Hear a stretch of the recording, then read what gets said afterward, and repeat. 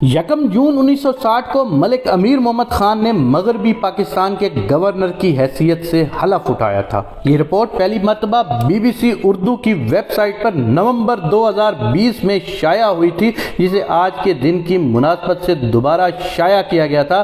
بھیگے بادام اور گاجریں نواب آف کالا باغ ملک امیر محمد خان کی صبح جسم و جان میں توانائی کے خزانے بھر دینے والی ان نعمتوں سے ہوا کرتی تھی۔ 26 نومبر 1967 کی صبح بھی نواب کے ذاتی ملازم خدا بخش معمول کے مطابق ان کے کمرے میں داخل ہوئے۔ سجی سجائی سینی گول ٹرے ان کے سامنے رکھی اور باہر آ کر کرسیوں پر بیٹھ گئے۔ معمول یہ تھا کہ نواب صاحب جیسے ہی گاجر کا آخری ٹکڑا چبا لیتے، ملازم کو بلا کر برتن اٹھا لینے کی ہدایت کرتے، لیکن اس روز معمول میں کچھ فرق آ گیا۔ اس روز کچھ گاجریں اور بادام ابھی باقی تھے کہ خوابگاہ کے باہر شور سنائی دیا۔ پتہ چلا کہ نواب صاحب کے دو فرزند دروازے پر کھڑے ہیں اور کہیں جانے کے لیے نواب صاحب کی جیپ طلب کر رہے ہیں۔ نواب صاحب نے چابی ان کے حوالے کر دی۔ جیسے ہی چابیاں ان کے ہاتھ میں آئیں، وہ دونوں گاڑی کی طرف جانے کی بجائے خوابگاہ کے دروازے کی طرف بڑھے اور ہیجانی انداز میں اسے کھولتے ہوئے اندر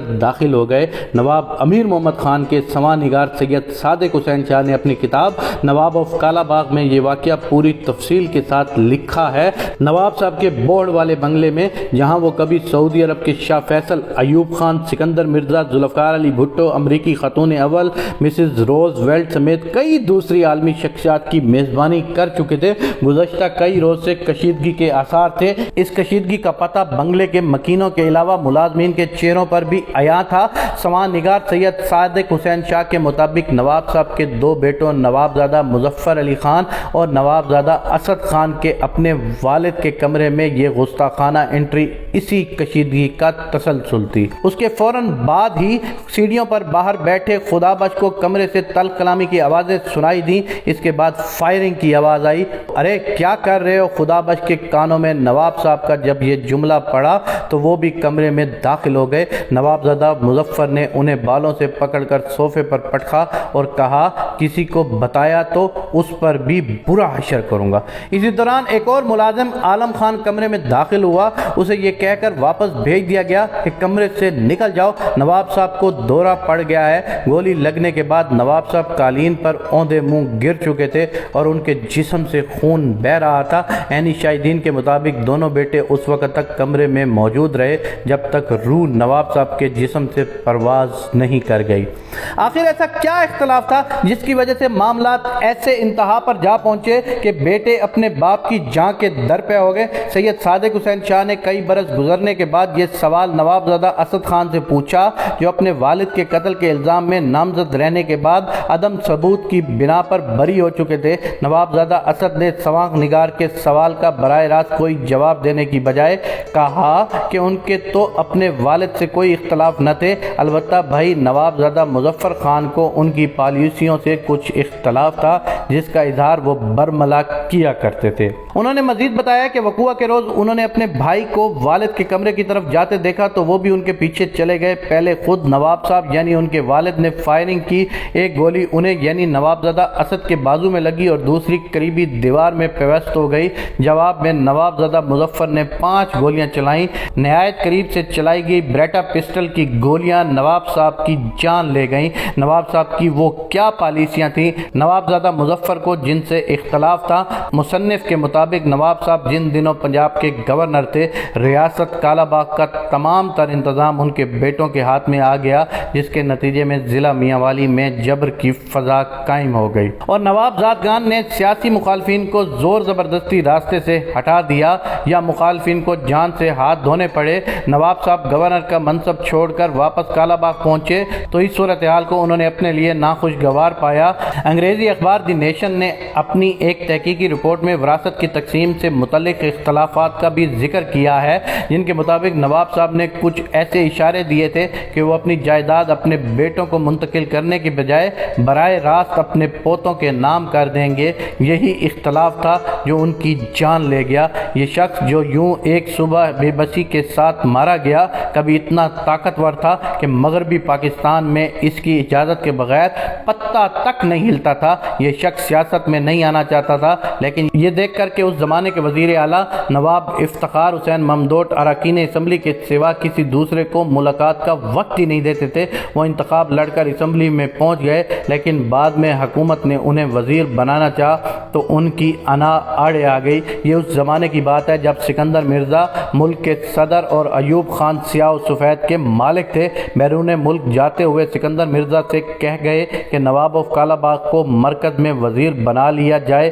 یہ پیشکش ان تک پہنچائی گئی تو کہا میرے لیے یہ ممکن نہیں کہ ٹکے ٹکے کے ممبران اسمبلی کے سوالوں کے جواب دوں اور بات بات پر جناب سپیکر کی گردان کروں۔ تاہم ایوب خان نے اقتدار پر قابض ہونے کے بعد انہیں گورنر مغربی پاکستان بننے کی پیشکش کی تو اسے قبول کرنے میں انہیں کوئی تعمیل نہ ہوا۔ یہ منصب ان کے مزاج کے مطابق تھا، کیونکہ انہیں یہاں کسی کو جواب نہیں دینا تھا، سب ان کے سامنے جواب دیتے۔ پنجاب کا یہ جدی پشتی جاگیردار اقتدار کے ایوان میں داخل ہوا تو اس کے انداز بڑے جداگانہ تھے۔ انہوں نے پابندی عائد کر دی کہ خاندان کا کوئی شخص بھی گورنر ہاؤس میں داخل نہیں ہوگا۔ ایک بار کوئی سفر درپیش تھا، صورتحال کچھ ایسی بنی کہ ان کے ایک صاحبزادے کو ان کی گاڑی میں بیٹھنا پڑا۔ انہوں نے پچھلی سیٹ کا دروازہ کھول کر والد کے برابر بیٹھنا چاہا تو انہیں وہاں سے اٹھا دیا اور کہا کہ یہ جگہ ملٹری سیکٹری کی ہے، تم اگلی نشست پر ڈرائیور کے ساتھ بیٹھو۔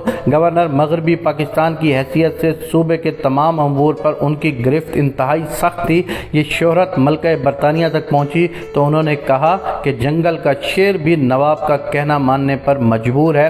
ان کی مؤثر ایڈمنسٹریشن کا راز یہ تھا کہ وہ اہم عہدوں پر تعیناتی کے لیے افسروں کا انٹرویو خود کرتے، خاندانی پس منظر اور ان کی کئی پشتوں تک کے بارے میں آگاہی حاصل کرتے۔ افسروں کے انتخاب میں ان کی احتیاط کو دیکھتے ہوئے کسی نے ان سے کچھ سوال کیا تو کہا کہ ہم لوگ تو گھوڑا اور کتا خریدتے ہوئے بھی شجرہ دیکھتے ہیں، یہ تو ملک کا معاملہ ہے۔ ایک بار پی ایم اے کے کیڈٹس کے انتخابات پر بھی اسی قسم کا تبصرہ کرتے ہوئے مجھے خدشہ ہے کہ آنے والے دنوں میں عسکری قیادت کا معیار کمزور ہو جائے گا۔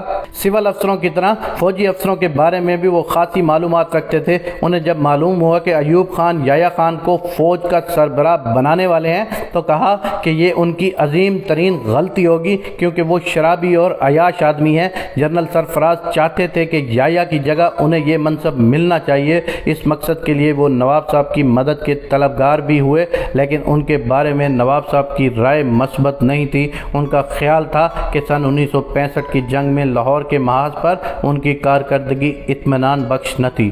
صوبے کے حالات سے آگاہی کے لیے انہوں نے تمام متعلقہ افسروں کو ہدایت کر رکھی تھی کہ وہ اپنے محکمے اور علاقے کی تمام تر معلومات براہ راست گھر کے پتے پر انہیں روانہ کیا کریں۔